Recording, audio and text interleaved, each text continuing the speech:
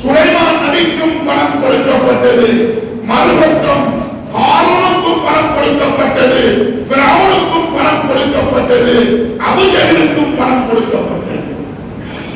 இரண்டு பேருக்கும் கொடுக்கப்பட்ட பணம் ஒன்றுதான். ஆனால் அந்த பணத்திலிருந்து வெளியாகக்கூடிய தன்மை வித்தியாசமாக இருக்கிறது.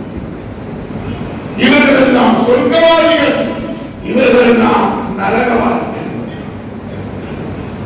அன்பு சகோதரர்களே, பெரியவர்களே, அல்லாஹ் எனக்கு பணத்தை தந்திருக்கிறானா, அதுவும் ஒரு சோதனை. செய்ய உலகத்தில் நாம் அனுப்பப்படும் போது ஆலயத்தவர்களாக, எதுவும் தெரியாதவர்களாக தான் அனுப்பப்பட்டோம். அல்லாஹ் தான் எனக்கு பணத்தை தந்து ஒரு செல்வந்தனாக மாற்றியது அல்லாஹ். அல்லாஹ் என்ன செல்வந்தனாக ஒரு இன்னொரு போய் கையேற்றக்கூடிய அளவுக்கு ஆக்கல் என்று சொன்னா இந்த நியமத்தை நியமத்தாக கருத வேண்டும். அவமக்களுக்கு கொடுத்த, அதில் சுவேர் அவாமுக்கு கொடுத்த, அதில் அப்துல்லாஹ் அவுஃபுக்கு கொடுத்த பணம் எல்லாம் நியமத்தாக கொடுக்கப்பட்ட பணம். அதனால் அவர்கள் உலகத்தை விட்டு பிரிவதற்கு முன்னால் நபியுடைய வாயிலிருந்து சொர்க்கவாதி என்ற பட்டத்துடன் வெளியாகிவிட்டார்கள். அவர்களுக்கு பணம் இருந்தது. மறுபக்கம் அபூ ஜஹலா அல்லது ஃபிரௌனா, காரூனா, அவர்களுக்கு பணம் இருந்தது. ஆனால் உலகத்தை விட்டு பிரியும் போது இவர்கள் நரகவாதி என்ற பட்டத்துடன் வெளியானார். அன்பு சகோதரர்களே, அல்லாஹ் எனக்கு பணத்தை தந்திருக்கிறானா, அந்த பணத்துடைய கடமைகளை நாம் சரியாக செய்து வருவது நம்மீது கடமையாகும். அதில் மிகவும் முக்கியமான ஒரு கடமை தான் ஜகாத். ஜகாத் என்கிறது, அன்பு சகோதரர்களே, நம்ம சிலாக்கள் நினைச்சிருக்கிறது ஜகாத் என்கிறது ஒரு ஏழை வரி, ஒரு இன்கம் டாக்ஸ், பிரைஸ் கண்ட்ரோல். அதை போன்றுதான் ஜகாத் என்கிறது ஒரு ஏழை வரி என்று நினைச்சிருக்கிறோம். ஜகாத் என்கிறது ஏழை வரி அல்ல. நாம் தான் சொல்லும் போது ஜகாத்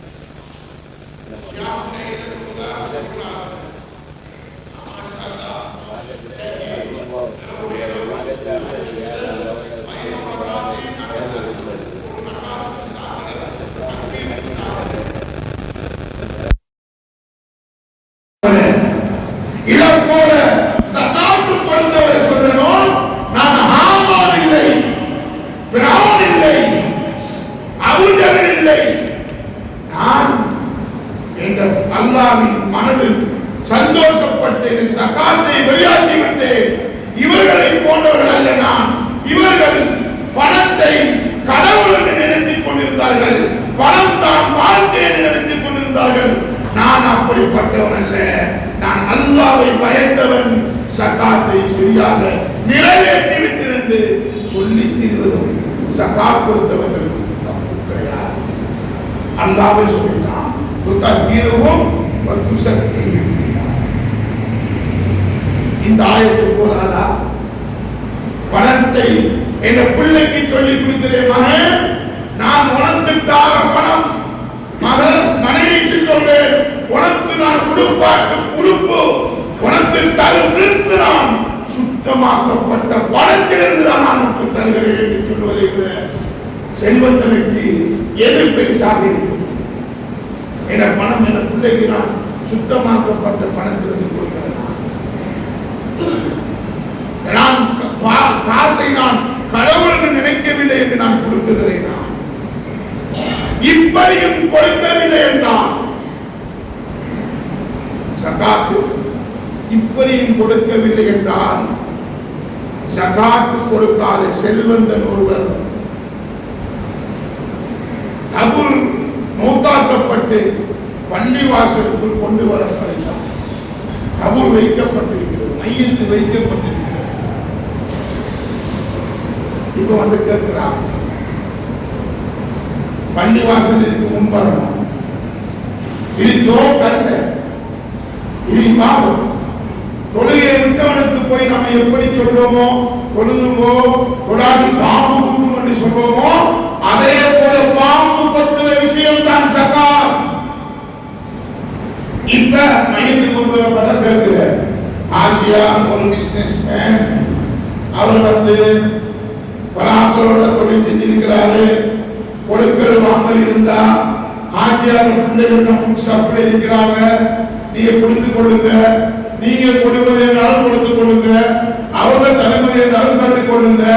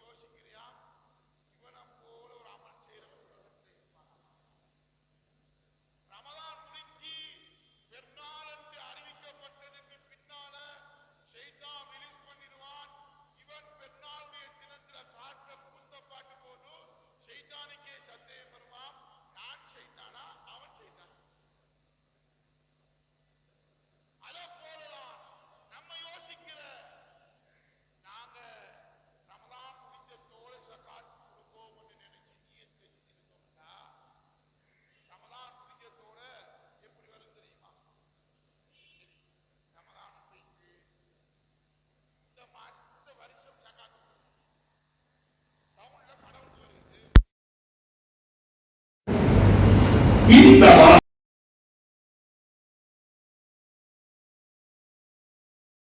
ஆரம்பத்திலே சகாத்து கொடுக்கிறார். இப்ப அடுத்த வருஷம் இதே போல அடுத்த வருஷம்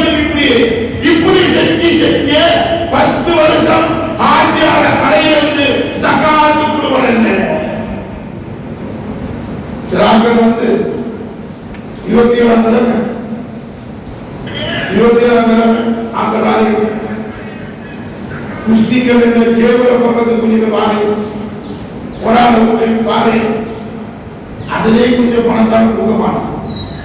முன்காட்டி பேர் வந்துருமே, தேவை 26 கொடுக்குற பாத்தியா எனக்கு பேர் வந்து ஓடுறேன், 25 ஓடுறேன் பேருக்கிற புதுக்காசு கிடைக்கும், புதுக்காசு கிடைக்கும். ஏன்னா ஜகாத்துக்கு நீயத்து இல்லை, ஏதோ நம்ம இதுவும் கொடுக்காட்டி ஊராக சொல்லிடுவானா என்ற பயத்தில்.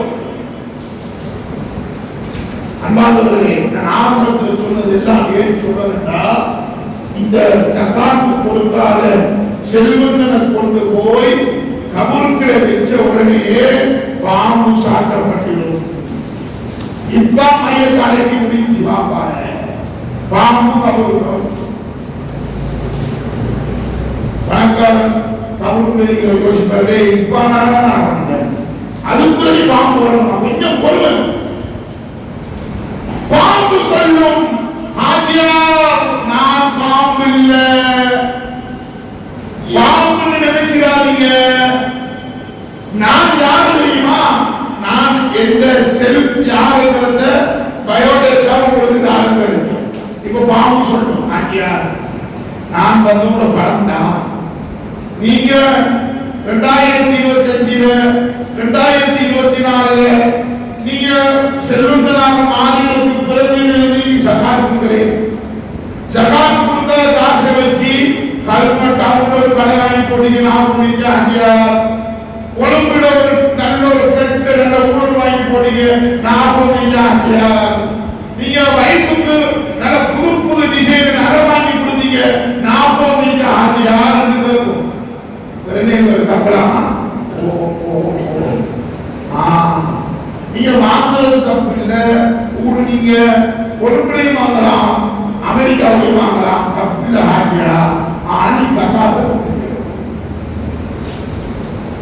ஏன் இப்படி சொல்றா, சும்மா ஆதி சத்தியம் வருகிறது. நீங்க சகாத்தை கொடுத்துறீங்க, நீங்க சகாத்து கொடுக்கலாம், சகாத்து கொடுத்தாங்க இவைகள் எல்லாம் வாங்கினீங்களா?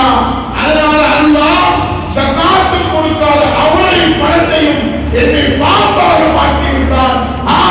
கணக்குடைய அற்புசிக்கும், நீங்க சம்பாதிச்ச பணம் தான், சகாத்து கொடுக்காம சேகரிச்ச பணம் தான் நான் கொத்திக் கொண்டிருக்கின்றான்.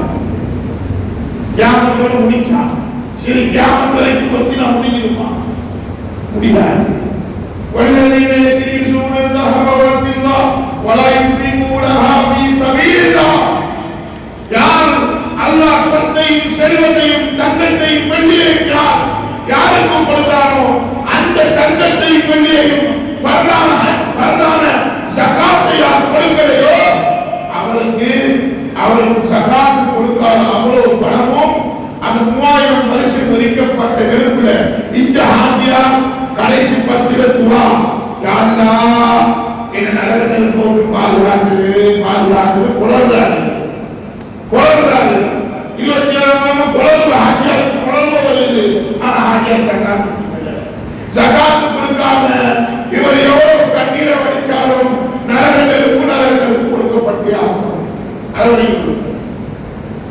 அவர் கண்ணீர் வடிச்சு போடினாலும் இவர் சகாத்து கொடுக்காமையினால் அவருக்கு நரகத்தின் நெருப்பு, இவர் பணம் சொத்து செல்வம் எல்லாம் அந்த நரக நெருப்பு சூடாக்கப்பட்டு குர்ஆன் சொல்லுகிறது, அவருடைய கன்னத்திலும் முதுகிலும் விழாவிலும் அவருக்கு ஒத்தனம் போடப்படும் என்பதை, அந்த நரக நெருப்பை வைத்து ஒத்தனம் போடப்படும் என்பதை குர்ஆன் சொல்லுகிறது. கமல்புரம் வேதனை இந்தியால விட்டு போட்டி சென்ற பணம் பிள்ளைகளும் அதுல சந்தோஷமாக வாழ போறது இல்லை. ஏன்னா அல்லாஹ் கடமையே நிறைவேற்றாம உழைச்ச பணத்தை பிள்ளைக்கு கொடுத்துட்டு போனா அதுல வழக்கத்தும் சந்தோஷமும் உண்டாகுமா?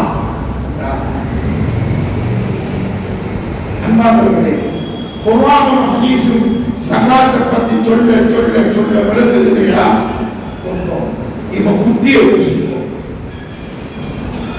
கைமுடிக்கிற 10 நிமிஷம் தான் அவர் அசத்தினாரு.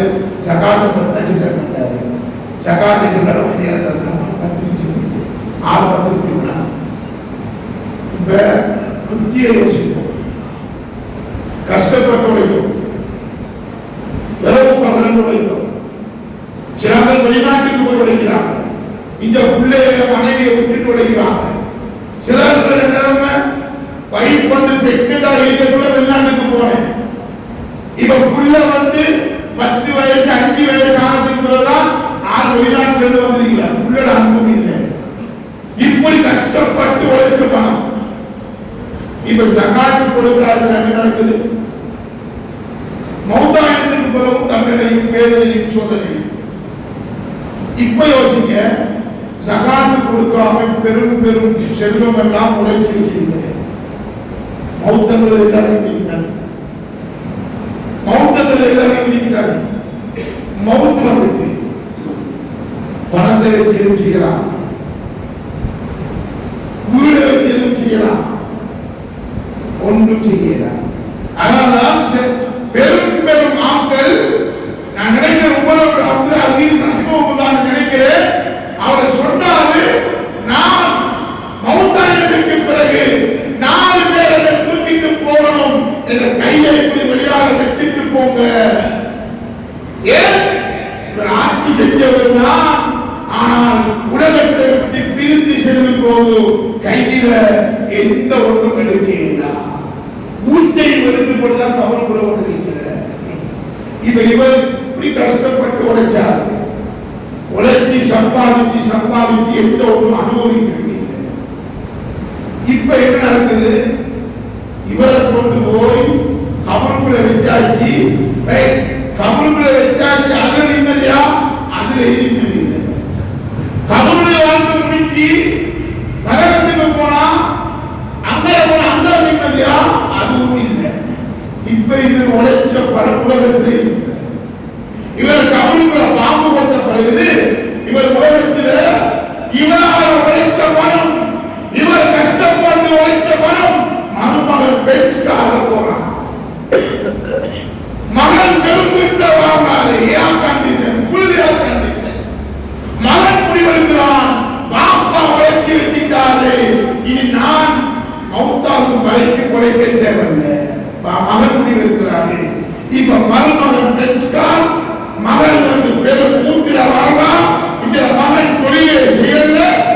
இப்ப உழைச்சவர் கபருக்குள்ள பாம்பு பற்றி கொண்டிருக்கி, பாம்பு பற்றி கொண்டிருக்கி. இந்த உலகத்தில் மகனும் மகனும் மருமகனும் தன்னுடைய பணத்தை அனுபவித்துக் கொண்டிருக்கிறார் என்றால் இதை விட உதாரணம் சிந்திக்கணுமா? புத்திசாலி என்றால் சிந்திப்போம். கபர் இருக்கிறது நம்பியிருக்கிறோம், கபருக்கு வேலை இருக்கிறது நம்பியிருக்கிறோம், சொர்க்கமும் நரகமும் இருக்கிறது நம்பியிருக்கிறோம். அப்படி என்றால் நாம் மரணித்ததற்கு பின்னால இவைகள் நடக்க போகிறது. இதற்கு நான் தயாராக இருக்கிறேனா? சகாத்தை சரியாக கொடுத்திருக்கிறேனா?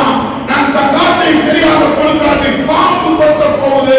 அந்த நரகத்திற்குள்ள என் உடம்பும் முழுவும் விழாவும் ஒத்தரம் போடப்பட போவது. ஆனால் நான் உழைச்சி சென்ற படத்திலிருந்து என்னுடைய மகன் பென்ஸ் காலையும் மகன் பெரும் யாத்திரை வீட்டையும் என் மகன் உழைப்பும் இல்லாமல் என்னுடைய பணத்தை திட்டு கொண்டிருக்கிறானே, நாம் என்ன செய்ய வேண்டும் என்பதை நாம் தான் முடிவு செய்ய வேண்டும்.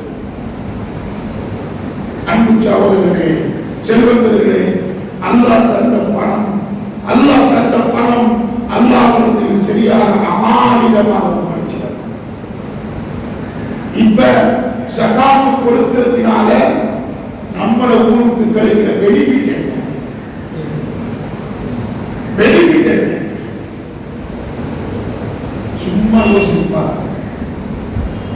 ஒரு கவலையான செய்தி என்னென்றால், ஜமீன்மான தலைவர் ரீதியில முதல் குழு புதிசாக இஸ்லாத்துக்கு வந்தவன் என்ற ஒரு இதுல அதிகமான ஊரை வச்சு ஒரு மசூராவை செஞ்சு கொண்டிருக்கிறோம். இஸ்லாத்துக்கு வந்தால் என்ன செய்யும்? ஒவ்வொரு ஊர் விரும்பி சென்றது. இதே சொல்லணும்னா ஊர் எந்த அளவுக்கு பின்னுக்கு இருக்கிறது சிந்திக்கிறது. ஒவ்வொரு ஊர் வளர்க்குது விரும்பி சொல்றது, நாம புதிசாக இஸ்லாத்துக்கு வந்தவங்களுக்கு இப்போ வளவை வாங்கி போட்டிருக்கிறோம், பில்டிங்கை கட்ட போறோம், அவங்க வீடு கொடுக்க போகிறோம். இப்படி இப்படி இப்படி ஒவ்வொரு ஊரும் சொல்லுது. நான் இருந்துட்டு யோசிக்கிறேன், பக்கமாக இருக்கி ஒரு வசூல் என்றாலேயே, ஒரு கலெக்ஷன் என்றாலேயே முழு ஸ்ரீலங்காவையும் இருந்து நம்ம ஊருக்கு தான் பார்க்க 27ஆம் கிழமையில் இந்த அதிகாரியா வாங்குறவங்க நம்மள ஊருக்கு சேர்ந்தவங்க வெளியூர்ல நம்பாங்க, மதுரை சார்ந்தால் வெளியூர்ல நம்பாங்க. நம்மளோட சில ஊர்களில் போய் நம்ம கலெக்ஷன் பண்ணே ஏன்னா எங்களை மதுரைசாரிக்கு நாங்கள் எங்களை மதுரைசாருக்கு மட்டும் தான் கொடுப்போம், நீங்க போயிடுவோம். ஆனா நம்மள ஊர் திறக்கப்பட்டிருக்க எல்லா விச்சாரமும் இருக்குது, தப்பு இல்லை. குடும்பம் ஊர் பிரதேசம் பார்க்க தேவையில்லை, யார் வந்தாலும் கொடுங்க. ஆனா நான் யோசிக்கிறேன், நம்மள ஊர் இவ்வளவு செல்வம் படைச்ச ஊர் ஒரு ஜகாத் கிராமம், ஒரு கிராமம் ஜகாத் கிராமம் வந்து ஒரு ஒரு ஒரு முறையை நமக்கு இருக்கா அப்படின்னு நம்ம கல்வியாக சாயங்காலம் தான் இவ்வளவு படைச்ச ஊர்ல ஒரு ஜகாத் கமிட்டி வச்சு ஒரு ஜகாத் கிராமம் என்று உருவாக்க ஏறாண்டா நம்ம எங்க இருக்கோம்? பக்கத்து ஊர்ல ஆக்கப்பட்டு ஒரு ஊர்ல தனி பில்டிங்கே கட்டப்பட்டிருக்கு, ஜகாத்துக்குரிய பில்டிங். நம்ம ஊர்ல ஜகாத் கமிட்டி ஜகாத்து யாரா நாங்கள் தெரியுமா? மஜித் மோலை வந்து கொஞ்சம் கஷ்டப்படுறோம், மற்ற எல்லாம் தீரும். ஜகாத் கமிட்டி யாருக்கு தெரியும்? இப்ப யோசிங்க, இந்த ஜகாத்தை கொடுக்கிறதுனால நம்ம ஒரு நாள் யோசிக்கிற எங்க ஊர்ல எதுக்கு இல்லையா, எவ்வளவு பெரிய கை செய்யறோம். எங்க ஊர்ல அப்படி ஒரு அபிவிருத்தி இல்லையாப்பா, இப்படி லைஃப் இல்லையாப்பான்னு யோசிக்கிறோம். நம்ம ஊரை நாம் நிமிர்ந்து நிற்க வேண்டும் என்றால், நான் எங்க ஊரா நான் கல்வியாளர் நிமிர்ந்து சொல்ல வேண்டும் என்றால் எப்படியாக இந்த கல்வியான மாற்றம் தெரியுமா? வறுமை இல்லாத கல்வி ப்ரொஜெக்ட், வறுமை இல்லாத கல்வி. ஜகாத் எந்த ஊர்ல உழைக்கிறோமோ அந்த ஊர்ல தான் ஷாஃபி மதுஹப் படி ஜகாத் கொடுக்கணும். அப்படி கொடுக்கணும் என்றால் இந்த ஊர்ல ஜகாத் வாங்க ஒருத்தருக்கு இல்லைன்னா வெளியூருக்கு கொடுக்கலாம், நம்ம ஜகாத் செய்யலாம். அப்படி எங்க ஊர் வரணும், வறுமை இல்லாத கல்வி. அப்ப நம்ம என்ன செய்யணும்? இதற்கு அரசாங்கத்தை நாட வேண்டும் என்று கடமை நமக்கு தேவை இல்லை. வறுமை இல்லாத கல்வி என்று உருவாக்கப்பட வேண்டும் என்றால் ஒவ்வொரு செல்வந்தர்களும் ஜகாத் ஒவ்வொரு வரிசையும் சரியாக வெளியாக்குவோம் என்றால் வறுமை இல்லாத கல்வியை இன்ஷா அல்லாஹ் 3 வருடத்துக்குள் வறுமை இல்லாத கல்வி என்பதை உருவாக்க முடியும் என்றார். சில ஊர்களில் ஒரு டென்ஷன் வந்துட்டு இந்த கிட்னி ஒன்று மாற்றணும், கிட்னி ஒன்று மாற்றணும் என்றாலும் சரி 85 லட்சம் ரூபாய் பறக்கும். பல காலத்தில் மாற்றிக்கொள்ளலாம். வேற என்ன செய்யணும்? ஒரு ஊர் ஊர் ஊர் ஊரா ஏறி ஏறி ஏறியே அறுத்து போயிடுச்சு. இதோட ஆண்டவனை வச்சுட்டு சுத்தி திரும்ப கிட்னி பழுதா போயிட்டு, கண் பழுதா போயிட்டு, அதிலே வைக்கலாம். இப்படி சுத்தி திரும்ப மௌத்தா இருக்கிறாங்க. யாரெல்லாம் இப்ப வரணும் என்ற நோய் இல்லாத ஒரு நோய் உள்ளவர் நம்ம ஊருக்கு வந்துவிட்டால் அதுக்கு ஃபண்ட் இருக்கிறோம். 10 கோடி ரூபாய் நோய்க்கு மட்டும் செலவழிக்கிறேன். இது இப்ப நான் சொல்ற கதை இல்ல. சில ஊர்களில் ஃபண்ட் இருக்கு, 20 கோடி ஃபண்ட் இருக்கு, நோயாளிக்கு மட்டும் செலவழிக்கிறேன். ஒரு ஊர்ல ஒரு சட்டமே போட்டிருக்கிறது தெரியுமா? ஒரு ஊர்ல ஒரு சட்டமே இருக்கு, இந்த ஊருக்குள்ள யாருக்காவது நோயாளி வந்துருந்தா நீங்க வெளியூருக்கு போய் கலெக்ஷன் செய்ய தேவையில்லை. சரியான ரிப்போர்ட்டை கொடுத்துருவோம்னா இப்படி நோய் ரிப்போர்ட்டை கொடுத்தா நம்ம ஹாஸ்பிட்டலுக்கு போறது, இந்த ஹாஸ்பிட்டல்ல நான் செய்ய போறேன், இந்த ஹாஸ்பிட்டல்ல மருத்துவத்தை முன்னால எந்த காசு கேட்கிறான், கிட்னிக்குரிய காசு கேட்கிறான். இது நம்மள ஊர்ல செய்ய இயலாது நீங்க நினைக்காதீங்க, நம்மள ஊரையும் செய்யலாம். 3 வருஷத்துக்குள் இந்த கல்முனையை வறுமை இல்லாத கல்முனை என்பதை உருவாக்க முடியும். நாம் எல்லாரும் ஒற்றுமை அடைந்து வேற்றுமை ஒற்றுமை என்ற அந்த விடயத்தை கொண்டு வந்து நாம் இங்கிருக்கும் செல்வந்தர்கள் சகாத்தை சரியாக கணக்கு பார்த்தால் இந்த ஊரில் 15-20 கோடிக்கு மேல ஒரு வருஷத்தில் சகாத் கடமையானது. 20 கோடி சகாத்துறையாகும். இது குறைவு. சும்மா மேலால சும்மா கல்முனையில் இருக்கிற கடையை சும்மா பாருங்க, 78 நகர்த்தலை மட்டும் இருக்கா. போராட்டை இருக்கிற செல்வத்தை பார்த்தா சும்மா அந்த ஊர்ல சும்மா மேலிட்டது சிலாக்கள் பணம் வைக்கிறாங்க, எங்களுக்கு எல்லாத்தையும் எடுத்து பார்த்தா இந்த ஊர்ல ஒரு வருஷத்துல 20 கோடி சகாத் கடமை. 3 வருஷத்துல 60 கோடி. 60 கோடிக்குள் நாம் இந்த ஊரில் வாழும் ஏழைகளுக்கு அவன கஷ்டங்களுக்கு மருந்து கொடுக்கிறார். 60 கோடிக்கு 60 கோடிகள் நிச்சயம் குடியேற்றப்படும். 60 கோடி நினைச்சு கொள்வோம். 60 கோடி சகாத்தும் நம்மள கையில கிடைச்சிருந்தா யோசிங்க, இந்த ஊர்ல எந்த ஒரு ஏழையும் இருக்க முடியாது என்ற விடயத்தை சொல்லி சகாத் என்பது கட்டாயம் வணக்கம் என்பதை சொல்லி முடிக்கிறேன்.